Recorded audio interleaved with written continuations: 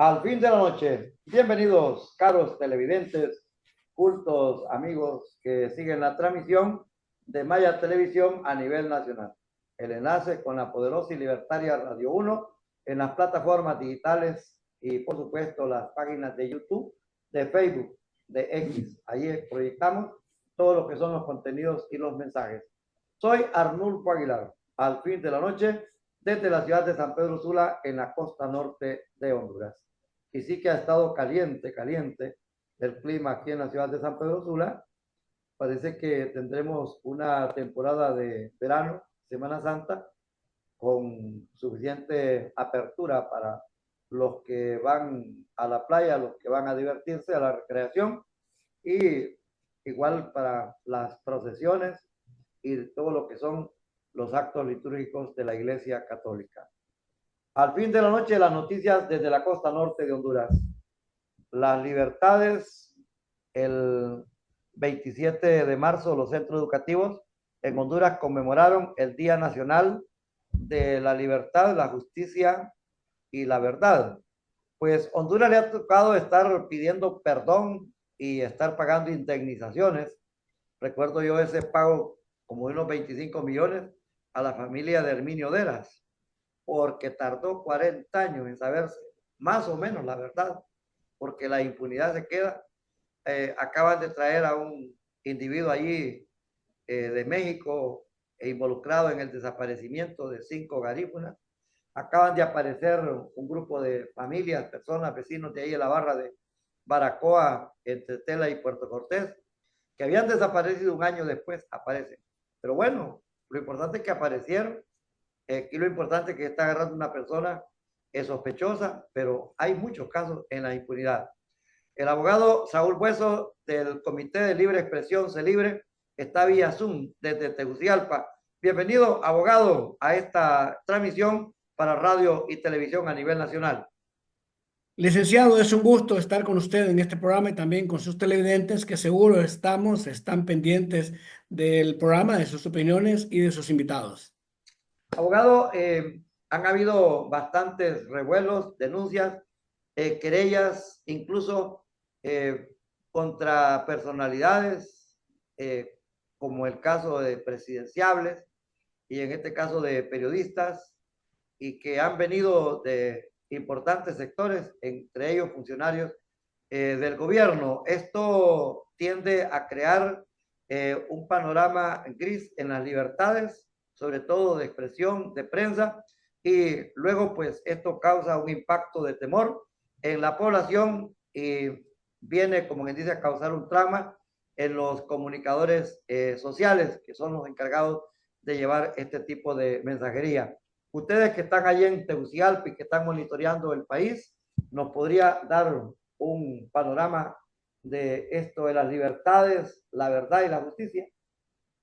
Bueno, mire, es importante señalar que si la intención es causar temor o causar miedo, pues definitivamente el que escogió el papel de comunicador social o periodista de antemano sabe que se enfrenta a grupos fácticos que no les gusta la verdad, porque la verdad es una piedra en el zapato para aquellos que no están acostumbrados a la democracia, a la transparencia, a la rendición de cuentas. Por lo tanto, lo que se dio en estas últimas semanas fueron acciones desde el gobierno para perseguir a los periodistas, para criminalizarlos y también para judicializarlos. Vimos el caso, por ejemplo, del periodista Aristes Aceituno, quien incluso tuvo visitas de la policía en su medio de comunicación. Irónicamente, ellos llegaron alegando que llevaban una orden de la Fiscalía de Delitos Comunes para que les dijera a él cuál era la fuente que le había dado la información que en las Fuerzas Armadas hay descontento en la cúpula militar. Entonces nos personamos a la Fiscalía. En la Fiscalía no estaba ese auto de requerimiento para que la policía hiciera esta investigación. Pero más allá de eso, se le pedía al periodista que diera una información de sus fuentes. Él respondió que no, y la razón fue que se iba a perseguir, a presentar una querella en contra de los periodistas y los medios de comunicación que estaban publicando noticias falsas. De hecho, se habló de alrededor de 11 medios de comunicación, cosa que no se concretó porque ya habían enviado varias notas a otros periodistas, pero cuando llega donde Aristes Aceituno, este realmente demuestra con contundencia que él, dos cosas, no tiene por qué brindar la fuente porque lo protege la Convención Interamericana de Derechos Humanos, lo protege la Convención Americana de Derechos Humanos, el artículo 13, lo protege la Declaración, artículo 19, y también las conclusiones que ha hecho la Convención Interamericana de Derechos Humanos, que no se puede revelar la fuente. También la Declaración de Principios número 8 de la Comisión Interamericana dice que las fuentes no se revelan. Entonces, ¿qué sucedió? Que la persona, en este caso el general Roosevelt, que todos pudieron ver la noticia, no se retractó, pero no continuó con el proceso. Y eso es, podemos decir, a mí no me gusta llamarlo victoria ni cosas por esas. Eso es una reflexión que la sociedad hace frente a los que quieren abusar del poder. Y los que están en el poder se dan cuenta entonces que una sociedad informada no es fácil poderla conducir por sus caminos, sino por el camino de la democracia. Están los otros dos casos contra el director de la radio Cadena Voces, Dagoberto Rodríguez, que hasta hace poco fue presidente del Colegio de Periodistas de Honduras, fue querellado por funcionarios del gobierno.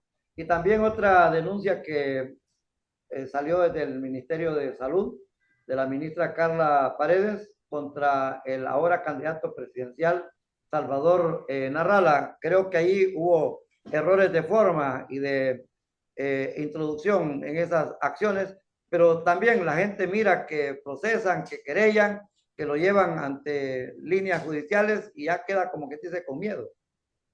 Sí, no, de hecho, es que lo que quieren causar es un temor, lo que quieren causar es miedo, no solamente en el periodista querellado, sino en aquellos periodistas y comunicadores sociales que ejercen la labor de informar, y también aquellos ciudadanos que en alguna medida se atreven también a hacer denuncias. De hecho, más adelante tal vez hablamos de un caso muy especial de un periodista que hizo una denuncia y lastimosamente la ley o la fuerza de la ley se vino contra él. Pero el tema que llama, usted pone en contexto el tema del candidato presidencial Salvador Narrala y el caso del colega Dagoberto, lo que se demostró ahí es que es tanta la ligereza que tienen al actuar que cometen varios hierros. Por ejemplo, según el Código Penal, los delitos contra el honor, que por cierto, quiero adelantarle, hemos estado trabajando ya 2 años con varios diputados en el Congreso para modificar y despenalizar los delitos contra el honor y llevarlos a la égida civil, pero no hay contundencia en los diputados, ellos se reúnen, conversan, dicen cosas bonitas mientras estamos ahí, pero después se ausentan de trabajar y lógicamente no hacen nada. Entonces no hemos podido eliminar del Código Penal esos delitos. Pero bueno, son delitos de carácter privado, por lo tanto, la única forma de accionarlos es a través de una acción privada. Y aquí todos los miembros en los 3 casos que usted presentó se presentaron a la fiscalía. El caso de Aristes Aceitún y los otros 11 medios, el general, a través de su abogado auditor, se presentó a la fiscalía. En el caso de Nasralla, igual los disque afectados se presentaron a la fiscalía. Desde ahí ya el procedimiento es incorrecto porque los juicios privados se ventilan de esa manera, aparte de que los delitos contra el honor se ventilan con un proceso especial. En el caso de Dagoberto sí se personaron directamente al tribunal, pero lastimosamente no supieron redactar la querella y por lo tanto el juez, muy apegado al derecho y muy apegado a la interpretación que se presenta en una demanda y además las pruebas que se presentan, determinó inadmisible la querella. Eso quiere decir que ellos en cualquier momento, según el artículo 80, pueden presentarla nuevamente, que lo hagan.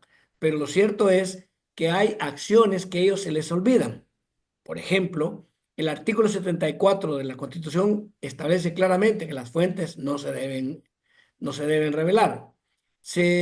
Otro punto importante es que la Comisión Interamericana de Derechos Humanos habla de ponderación, es decir, ¿qué es más importante? El derecho al honor que tiene una figura pública o el derecho de la sociedad hondureña a estar informado. El derecho que tiene el periodista y el ciudadano a la libertad de expresión.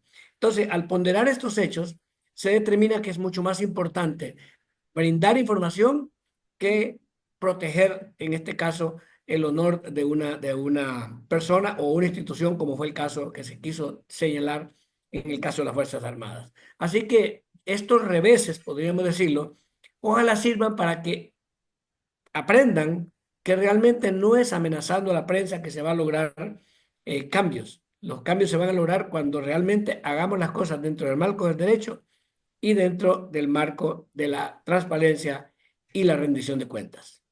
Abogado Saúl Hueso, ustedes han estado llevando un caso que es trascendente en la vida nacional, tiene mitad de magisterio, la docencia, los profesores, educación, y la otra mitad de comunicación social. Es contra este hombre que publicaba el denominado Correo del Sur en las redes sociales, el docente y periodista Carlos Eduardo Ávila, que se mantiene prácticamente en la clandestinidad porque pesa contra él una orden de captura en vista que le tramparon una acción de injurias constitutivas, calumnias allá en el sur por el caso con un docente, una denuncia ahí en el Instituto José Cecilio del Valle. ¿Cómo va el trámite de este caso y qué resultados han habido últimamente después de la conferencia de prensa que dieron ustedes en diciembre del año 2024? Bueno, solo para ilustrar rápidamente en un par de minutos. Recordemos que él fue querellado en el año 2007 y la sentencia se le fue impuesta hasta 7 años después, cuando estos juicios no duran más de 6 meses, un año. Yo he llevado casos en tela y en 3 meses se han resuelto estos casos, pero aquí 7 años para dictarle sentencia, con el código viejo porque él fue querellado en el año 2007. Resulta que su defensa presenta una apelación y en el 2020, fíjese bien, en el 2020 le contestan y le cambian la pena. Ya no, la pena no era de 4 años, sino que de 1 año, 2 meses por dos, porque era por dos delitos. Pero eso lo hacen porque le aplican el código nuevo. Ya desde ahí ya hay una falencia en el proceso, ya no hay un debido proceso.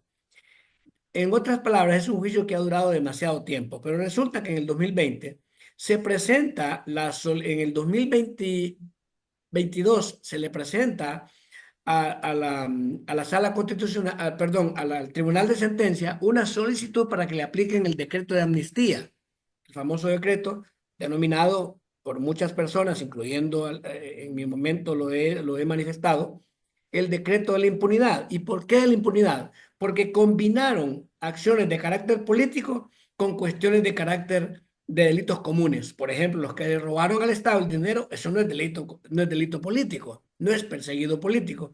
Entonces presentamos el decreto y la jueza no se lo aplicó, tampoco se lo negó. Sencillamente lo mandó a la Corte, a la Sala Constitucional, para que ésta se pronunciara si era constitucional o no aplicarle ese decreto a Carlos Ávila, es decir, aplicarle la solicitud que sí le había hecho. Eso lo hizo en el año 2022. Asómbrese usted, hace 6 3 años. meses. Hace 6 meses dieron la sentencia, pero hasta ahora la conocemos y no es pública todavía. Los periodistas, usted sabe, tienen acceso a información y lograron ver la resolución, pero no es oficial todavía porque no ha sido publicada en la Gaceta. ¿Qué le parece a usted? Entonces, el colega periodista ha sido perseguido y lastimosamente, y digo perseguido político porque un juicio de querella no puede durar 18 años solo en Honduras y en el caso de Carlos Ávila. Entonces, ¿qué pasa? Que allí hay datos que se perdieron.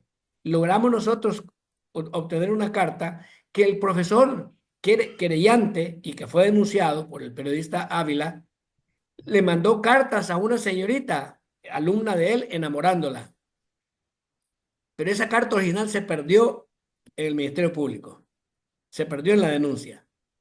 Entonces, cosas como esas han hecho que el colega Carlos Ávila se haya extendido su juicio hasta todo este tiempo y que penda sobre él una orden de captura, a pesar de que se ha pedido a la Corte que le aplique el decreto, pero la sala no se lo aplicó, ahora va a pasar al pleno de la Corte Suprema de Justicia. Nosotros esperamos que la Corte Suprema realmente resuelva a favor del comunicador, porque a todas luces se notó claramente que el proceso no se le dio el debido proceso que se llama en derecho, porque incluso la, ¿cómo le llaman? Departamental, le llaman ellos, Secretaría Departamental, le hizo un análisis a las denuncias contra el profesor, porque lo que hizo el periodista fue publicar denuncias, no es que él lo estaba denunciando, él publicó denuncias de los padres de familia.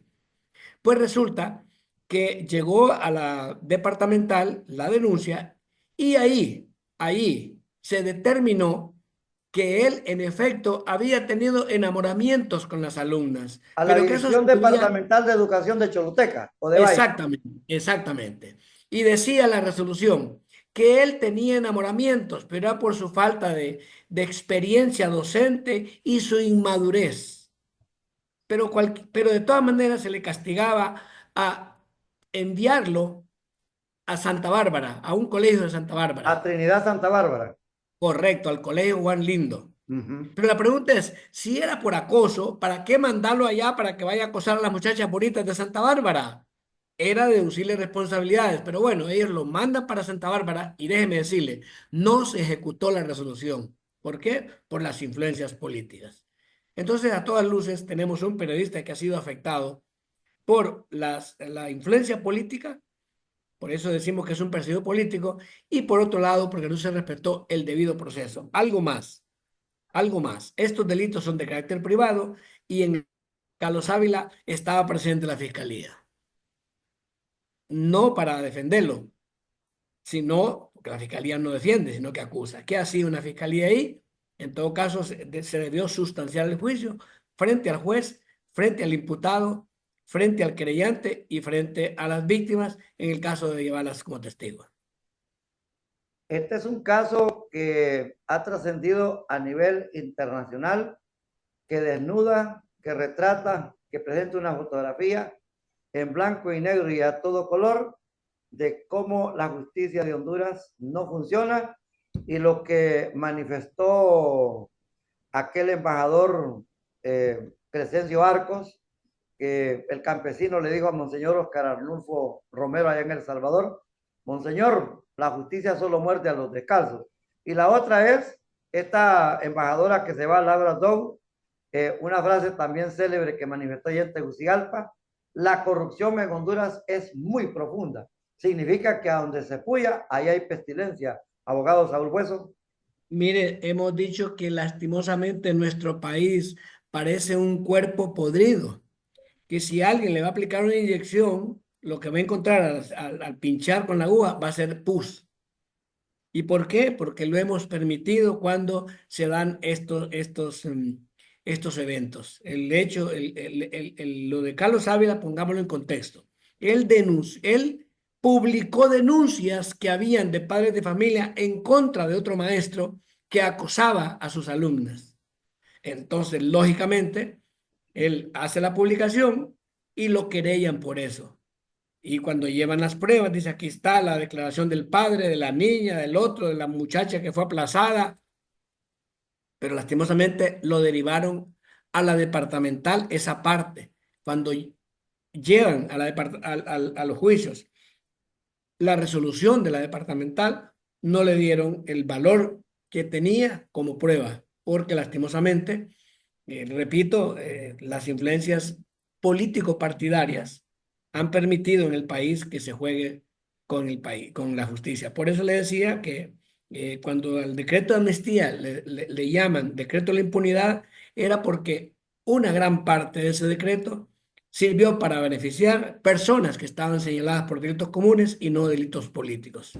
Entonces debemos hacer las cosas en orden. Aunque yo soy de los que creo, se lo digo como ciudadano, yo no estoy de acuerdo ni con las amnistías ni con los indultos, porque esas son figuras antiquísimas que le permitían al príncipe o al rey demostrar que en sus manos estaba la vida o la muerte de una persona, la libertad o el encierro de una persona, porque eso es lo que tenían los reyes. Esas figuras deben de desaparecer y todos los seres humanos deben someterse a la justicia, eso sí, una justicia transparente y una justicia que respete el debido proceso. En realidad, cuando ya hay riesgo, cuando hay amenazas, hay peligros para el mensajero, en realidad una sociedad ya no puede esperar más. Y duele que los que hasta hace poco abogaban por esa libertad, por esas libertades, sean los promotores de hacerlo, porque también no tienen paciencia y mucho menos tolerancia, abogado Saúl Hueso. Sí, fíjese que hoy íbamos hablando que un montón de personas que trabajaron en organizaciones de derechos humanos hoy son parte del gobierno y cuando fueron llamados nosotros aplaudimos y nos contentamos, dijimos, estas personas van a hacer cambios allá. Fue peor, a ellos los cambiaron, pero al final concluimos que no fue que los cambiaron. Sencillamente el poder lo que hizo fue resaltar de lo que estaban hechos. Completamente difícil. Prácticamente se está incentivando el servilismo, el utilitarismo, hasta el esclavismo y una mansalva a la violación de los derechos humanos, abogado Saúl Hueso. Así es, mire, de hecho, hablan las cifras, no nosotros. Y a inicios a finales del año presentamos el informe de libertad de expresión y déjeme decirle que fue fuertemente criticado. Y yo he dicho siempre, ¿por qué critican al mensajero? ¿Por qué mejor no demuestran que el mensaje que dio no es cierto? No que se van contra el mensajero para a intimidarlo y coaccionarlo.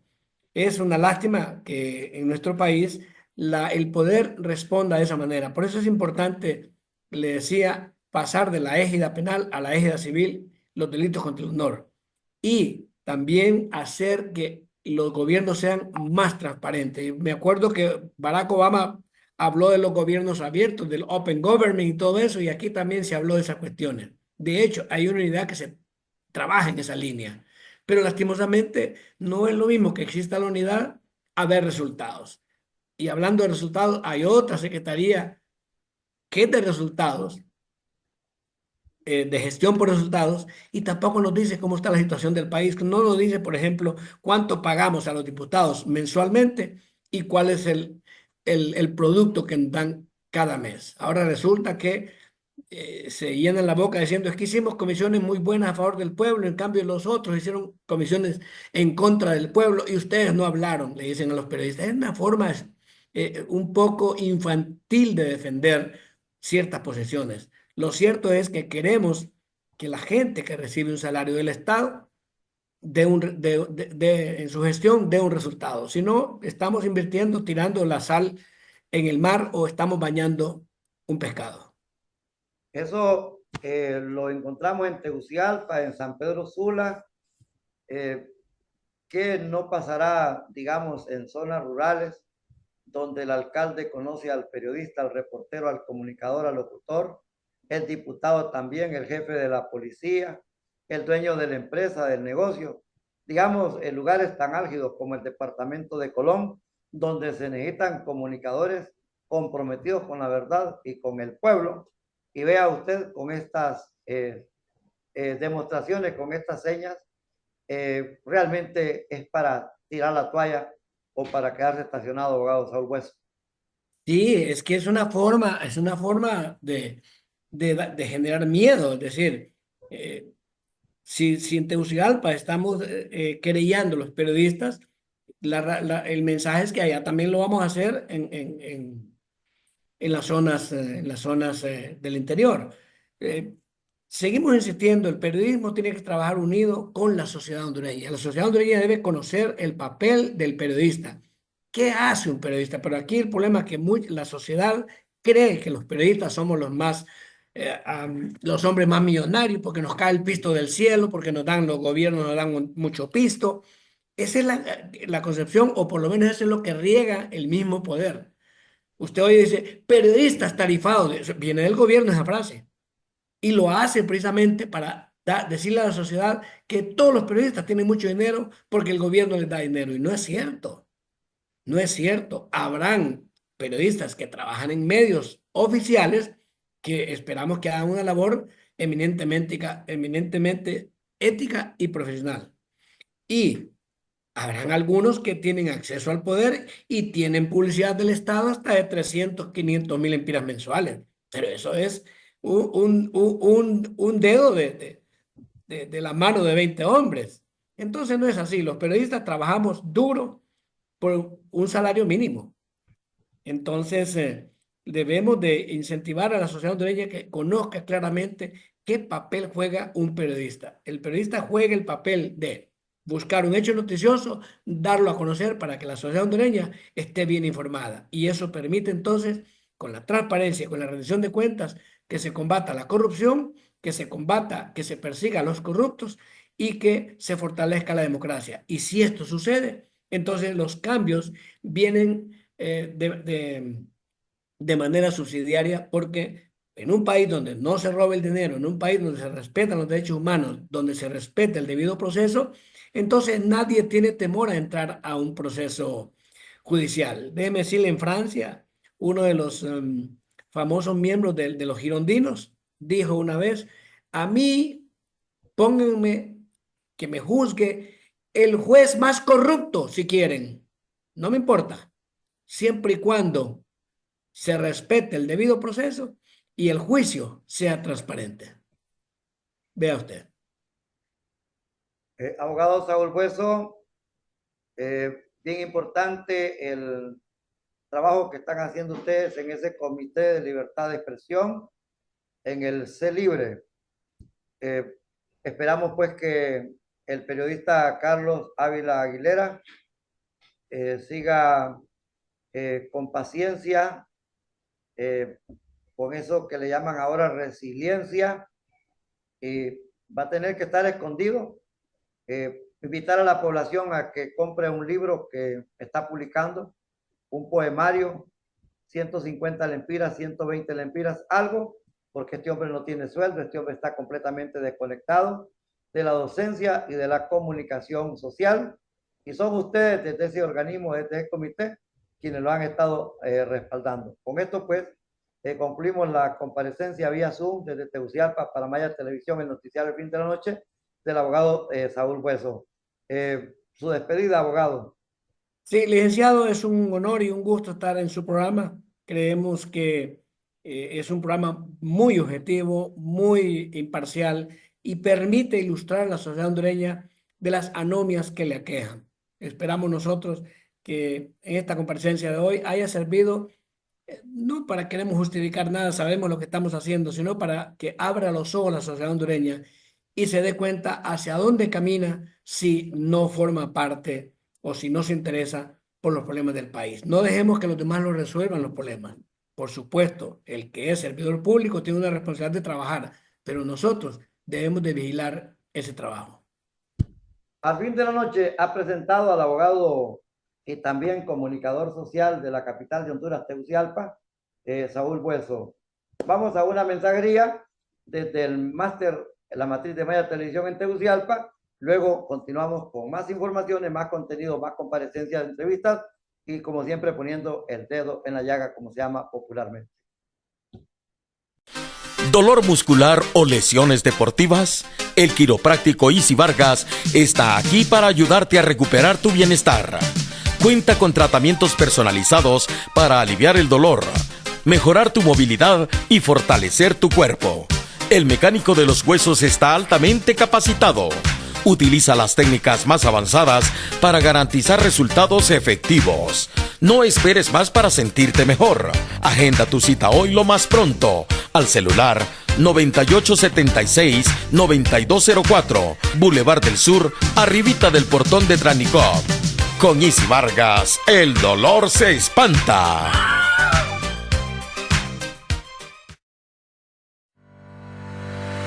¿Te gusta la radio, la televisión, los escenarios, las redes sociales? En Honduras hay Escuela de Locutores, donde sacando bachillerato te gradúas de locutor. Matricúlate ya.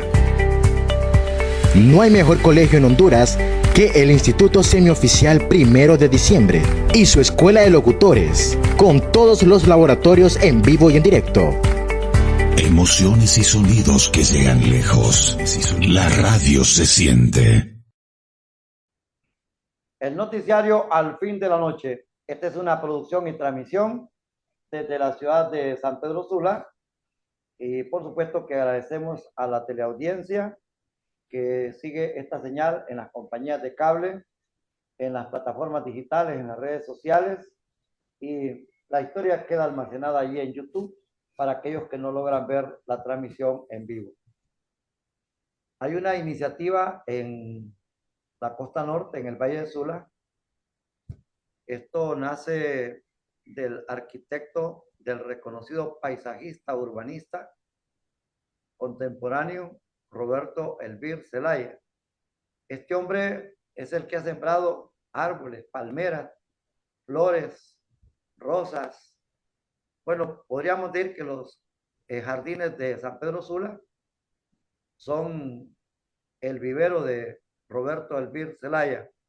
Por fortuna lo tenemos entre nosotros, aunque con algunas dificultades propias de la edad y de las enfermedades naturales, pero él sigue, como dice, activo. El arquitecto Roberto Elvir Zelaya ha convocado a un grupo de intelectuales, de promotores culturales, gente de arte y de comunicación social, también docentes y ciudadanos de otros sectores, incluyendo empresarios, para que caloricen y acuerpen la iniciativa, que todo lo que es el corredor o digámosle el bulevar o la carretera del este desde San Pedro Sula, salida a Lima, hacia adelante, que sea bautizado por decreto de la Municipalidad de San Pedro Sula, de la Municipalidad de San Manuel, la Municipalidad de El Progreso y Orbe de la Lima, y que les ha interesado la temática, eso nos alegra, que lleve el nombre del cacique Santiago de Sicumba. Esto ya hay reuniones y ya hay pláticas muy avanzadas. Uno de los grandes ofertantes a la opinión es el doctor Darío Uraque, el gran escritor, el gran investigador de la antropología y de las cuestiones culturales. Su libro, que fue presentado recientemente en el Museo de San Pedro Sula, Santiago de Sicumba, habla de este hombre que luchó contra los españoles por años. Él hizo todo lo que pudo hasta que fue vencido con violencia por los españoles. Para que hablemos de este proyecto, donde está también involucrado Armando García, escritor, Julio Escoto, intelectual, el Premio Nacional de Literatura, y por supuesto que hay comunicadores sociales, como le manifestá, el director del periódico La Voz del Pueblo, Arturo Maradiaga, está don Yamal Gibrín de la empresa privada. Tenemos a una ciudadana, su profesión académica es licenciada en Administración de Empresas, pero se dedica a la gestión cultural. Actualmente la directora de la Casa de la Cultura de Santiago de Sicumba en Nueva Pimienta Cortés, que colinda ahí cerquita con San Manuel Cortés, y es una mujer que prácticamente está representando en este momento que el doctor Darío Uraque está fuera de Honduras, pues ella se convierte algo así como en una vocera y representante. Ya está con nosotros la licenciada Adela Méndez para que nos explique sobre las gestiones para honrar la memoria de Santiago de Sicumba, no solamente con el nombre de un bulevar o de una calle, sino que los escultores puedan hacer una obra y erigirla tanto en Santiago de Pimienta Cortés como en otras partes aquí en el Valle de Sula. Bienvenida, licenciada Adela Méndez, y si nos puede ampliar y exponer la temática. Muchas gracias, licenciado Arnulfo, por la oportunidad que me da de, a través de su medio, dar a conocer estas buenas noticias para nuestro país. Agradecido con el grupo cultural que dirige Julio Escoto, y gracias a la iniciativa del arquitecto Zelaya, estamos trabajando en este proyecto junto a un grupo de intelectuales aquí de la Costa Norte y también contando con el apoyo del Instituto de Antropología e Historia. A raíz del más reciente libro del doctor Darío Uraque, el libro Santiago Sicumba, pues es un personaje emblemático en la Costa Norte que merece ser reconocido. A raíz de la historia que involucra este libro de todo el Valle de Sula, ha sido de la idea del arquitecto Elvir que trabajemos a favor del proyecto de nombrar el Boulevard del Este como Boulevard Sicumba. Para ello necesitamos contar con la venia de los alcaldes de San Manuel, de San Pedro Sula, de La Lima, involucrar también al de Choloma. Y el de Progreso. Y el de Progreso, muy bien. En ese tipo de actividades estamos involucrados en varios. El de Pimienta, el doctor Raúl Ugarte ya está involucrado. Es más, el de Potreríos ha mostrado su interés porque le reguemos maíz y que lo involucramos porque ellos también se consideran territorios de Sicumba. Y es que no es que se consideran, lo son, licenciada Adela. Claro que lo son, y agradecidos con los alcaldes que tienen la iniciativa de decir presente, ¿verdad?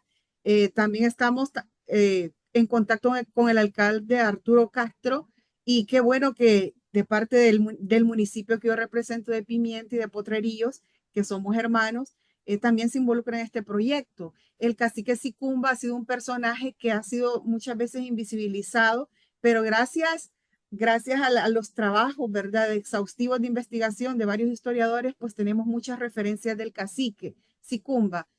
Por ejemplo, tenemos que las primeras veces que se nombró el cacique Sicumba fue en 1535, según unas cartas que enviaron oficiales reales españoles en aquel tiempo, Andrés de Cereceda y Diego García de Celis, que eran oficiales, ¿verdad?, de la corona española, mencionaban a Sicumba y que era un importante comerciante de cacao. Le llamaban el señor del cacao, el rey del cacao, el gran mercader. Entonces, Sicumba fue líder de la resistencia indígena, ¿verdad? Desde 1526 aproximadamente hasta 1536. O sea, fue una lucha por la defensa de los territorios de la costa norte. Entonces, necesitamos tener ese personaje emblemático, tenerlo en la mente de los hondureños, ¿verdad? Como un personaje que defendió el territorio, defendió los hogares de aquellas poblaciones tan extensas. Pues necesitamos fortalecer la identidad nacional a través de ese personaje histórico que nos representa. El cacique Sicumba tuvo su mayor asentamiento, su residencia, quise decir, en la zona de Ticamaya, pero su ir y venir era en la mayoría del Valle de Sula. Entre Ticamaya, la costa, que era muy importante, ¿verdad?, y el Cerro Palenque. Todos estos territorios eran del dominio del cacique Sicumba. Entonces, vale la pena que todos los municipios estén involucrados en este proyecto tan bonito donde podemos rescatar nuestra identidad a través de colocarle el nombre de Boulevard Sicumba al Boulevard del Este. Una ruta tan transitada que nos recuerde, ¿verdad?, lo valioso que han sido nuestros antepasados en estas tierras. ¿Qué se necesita para concretar esta iniciativa del arquitecto Roberto Elvir Zelaya, de usted, profesora Adela Méndez, y de todos los que están involucrados como preocupados y gestores del arte, la cultura y la educación en esta región de Honduras? Pues necesitamos contar con la venia de todos ellos en primer lugar, y luego pues seguir algunos trámites de tipo legal, ¿verdad?, para que eso aparezca ya en los mapas, en las rutas como tal, y para ello tenemos que tener un acuerdo de todos los alcaldes y autoridades pertinentes, ¿verdad?, aquí en el Valle de Sula. Más de Sicumba, realmente hay quienes consideran que después de la derrota de Sicumba, o que claudica prácticamente, es cuando los españoles se pueden transportar al centro de Honduras, a Comayagua, a lo que es el occidente de Santa Bárbara, y llegar al objetivo final que era el cacique Lempira, el licenciado Adela. Sí, es posible, dada la historia, ¿verdad?, y las crónicas que relatan los oficiales españoles, duró más de una década, ¿verdad?, lo que es la defensa del territorio por parte de Sicumba. Y eso sirvió como sirvió como un limitante, ¿verdad? Para que los españoles pudieran seguir, como usted lo mencionó, seguir hacia el interior del país. Fue hasta 1536 aproximadamente cuando el cacique Sicumba fue derrotado, pero ofrecieron bastante resistencia. Incluso cabe destacar, ¿verdad?, que construían empalizadas de madera atravesando los ríos y fosos y muchas trampas para evitar que los españoles siguieran penetrando el territorio hondureño, el territorio de aquel entonces. Entonces sí, el cacique Sicumba lideró esa gran resistencia y estuvo en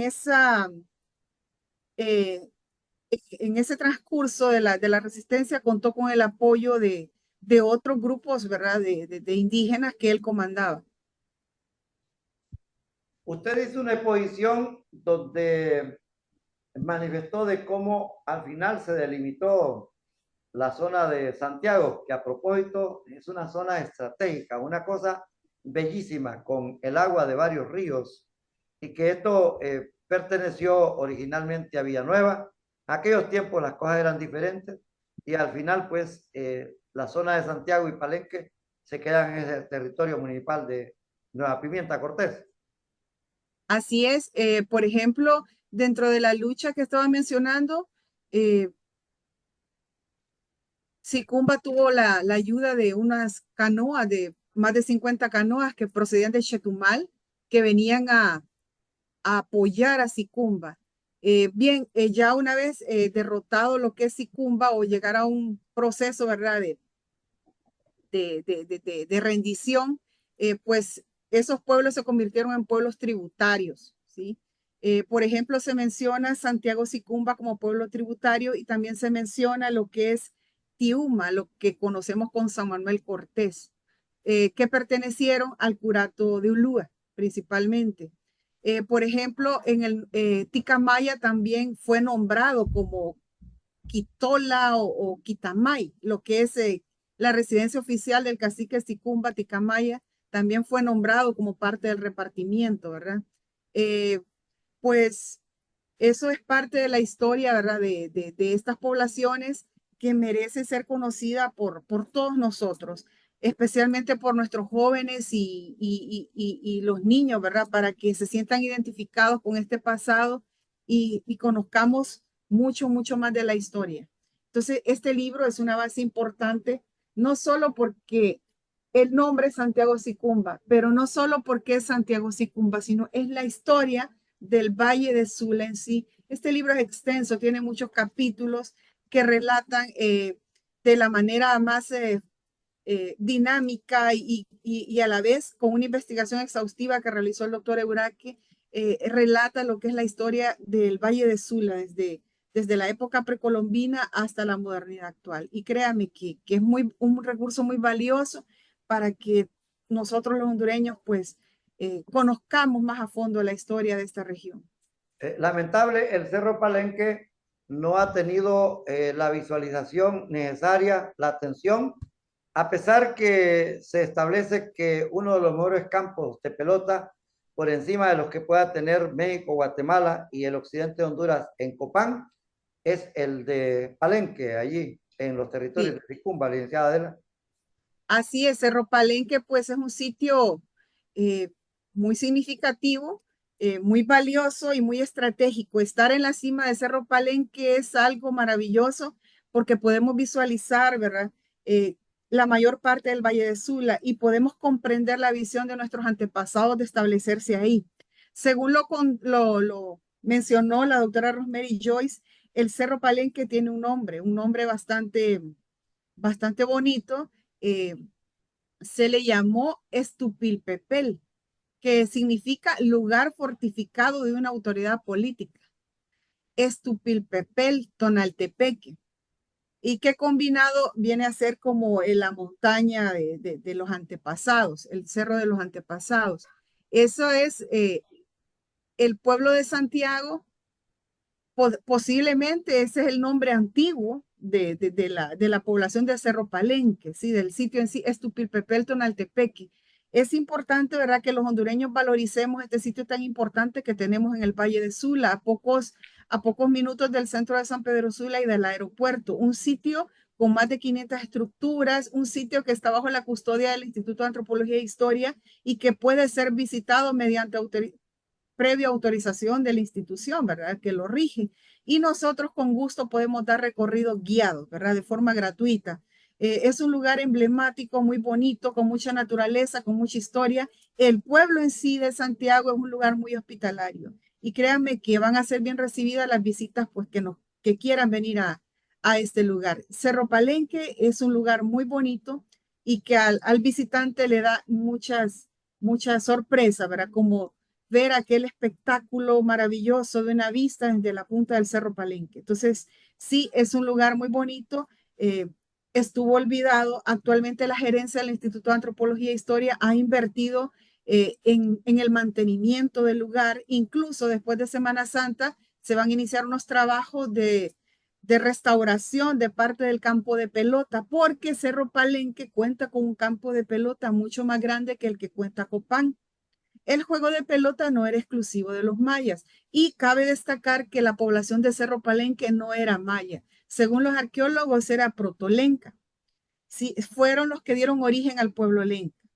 El pueblo que habitó Cerro Palenque era una combinación de muchas poblaciones que llegaban a esta zona y se combinaron, se amalgamaron sus costumbres y dieron origen, ¿verdad?, a las poblaciones lencas que fueron diseminándose por el resto del territorio de Honduras.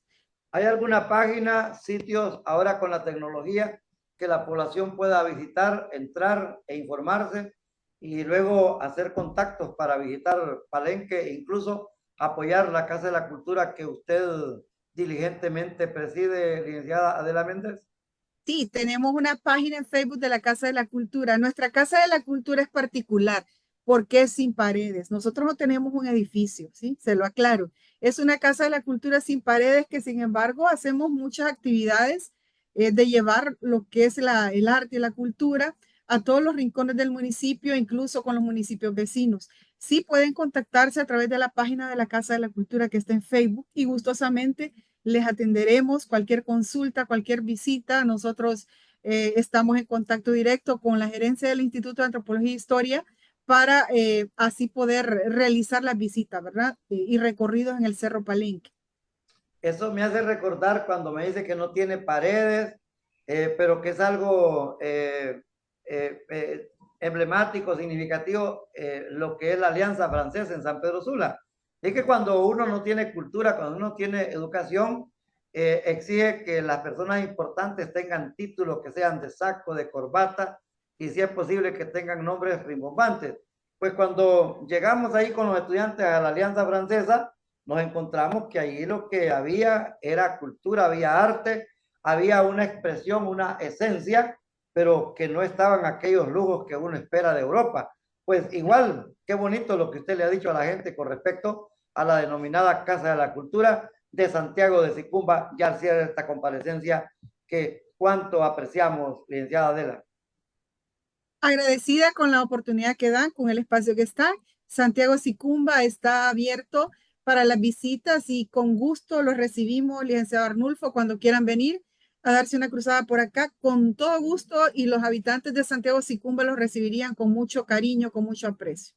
No, yo le propongo que la siguiente reunión del comité gestor cultural que propone que se bautice ese bulevar y esa carretera con el nombre de Santiago Sicumba, desde la salida de la Lima de San Pedro Sula, a cubrir todo ese corredor que fueron los territorios del Valle de Sula, que la hagamos allí en la Casa de la Cultura y que llevemos tamales, tamalitos, atol de elote, riguas, baleadas y lo que es la bebida y la comida. Ya me imagino a Armando García llevando reculona o gato de monte o cususa para que podamos vivir y compartir. No sé si usted me da el nombre de las otras compañeras y compañeros que le acompañan allí en el grupo promotor y de trabajo con quienes nos hemos encontrado en las reuniones. Con todo gusto. Y qué lindo lo que propone, ¿verdad? Sería maravilloso. Fue parecido al lanzamiento del libro. Cuando se lanzó el libro en el Cerro Palenque, pudimos comer tamalitos, montucas y una serie de bocadillos. Bien, contamos en el comité con don Julio Escoto, don Armando García, don Mateo Gibrín, entre otros, doña Hilda Bonilla, Paola Martínez, Luis Piedi, Óscar Romero, y tenemos también a otras personas que no quiero que se me escape el nombre. Y otras que Ahí está están Marco por agregar. Rieti también. Marco Rieti, tenemos a doña Hilda, que ya la mencioné, doña Hilda, Ana María una Alemán, promotora cultural de instituciones, de bancos, hoteles. doña Flor Albergue, tenemos a Ruth, tenemos don Gustavo Larache, Pintor. En fin, muchas personas y otras que no, quizás me escape el nombre, pero que también están fuertemente involucrados, ¿verdad? En este magnífico proyecto que tenemos el gusto de integrar, ¿verdad? Entonces, y de ahí de la Casa de la Cultura, otras personas que le ayuden a usted, que colaboren con usted. Merari Guevara, la licenciada Merari Guevara, Hernán Amador, don Rolando Alvarenga, que es el vicepresidente, Marco Rivera, Esther, se me escapa el apellido, Esther Caballero, tenemos a doña Marta Mendoza, doña Hilda, Rosa Hilda, Chinchilla, o sea, de Santiago le estoy mencionando muchas personas que también apoyan esta causa y que están al pendiente del desarrollo de estas actividades que estamos representando con los demás integrantes de San Pedro. Y meter, por supuesto, no puede quedar por fuera por nada el alcalde, el doctor Raúl Ugarte, que allí lo miramos que está buscando la reelección. Esa zona de allí también al alcalde, que por cierto tiene un liderazgo en el Valle de Sula, como dirigente Arturo Castro, y a la gobernación del departamento de Cortés, que vamos a ocupar las universidades, especialmente la Universidad Pedagógica, la doctora Alexi Medina, el director Jaime García, la Universidad Nacional Autónoma de Honduras del Valle de Sula, las universidades privadas, colegios emblemáticos como el Centro Técnico Hondureño Alemán, el Instituto José Trinidad Reyes, y por supuesto también tenemos que meter a la gente de las artes y también de los deportes. Hasta pronto, licenciada Adela Méndez, qué encantado de verla, de escucharla y también de saludarla en esta transmisión de televisión y de radio. Muchas gracias. Al fin de la noche, las noticias desde la costa norte de Honduras. Mujeres brillantes que tiene la patria y que son de aquí de la costa norte. Estas son las hijas, las ahijadas, las sobrinas, las primas, las nietas del cacique Santiago de Sicumba. Esto será una realidad. Yo lo que quiero saber es cómo van a rotular esa calle, cómo van a rotular ese bulevar. Tiene que ser algo ingenioso, algo creativo, para que propios y extraños, los de aquí, los de allá, los que vayan en carro, los que vayan a pie, en bicicleta, en moto, en carretas tiradas por caballos, para los que vayan en diferentes medios de transporte, podamos saber que ese es el bulevar. Y el papel de los medios de comunicación, de los comunicadores sociales, esto será trascendente. Yo le estaba diciendo allí a Bebeto Flores, que es un periodista deportivo, y a su hija Cindy Flores, que son de allí, de Pimienta Cortés, de esta campaña, y ellos están contentos, están satisfechos, están disponibles a hacer realidad. Soy Arnulfo Aguilar, desde la ciudad de San Pedro Sula, a través de Radio El Mundo, Radio 1 y de Maya Televisión. Saludos para la licenciada Adela Méndez, ha estado, como quien dice, bien lúcida con esas presentaciones, y de un momento a otro vamos a tener al doctor, al gran historiador Darío Uraque. Hasta pronto.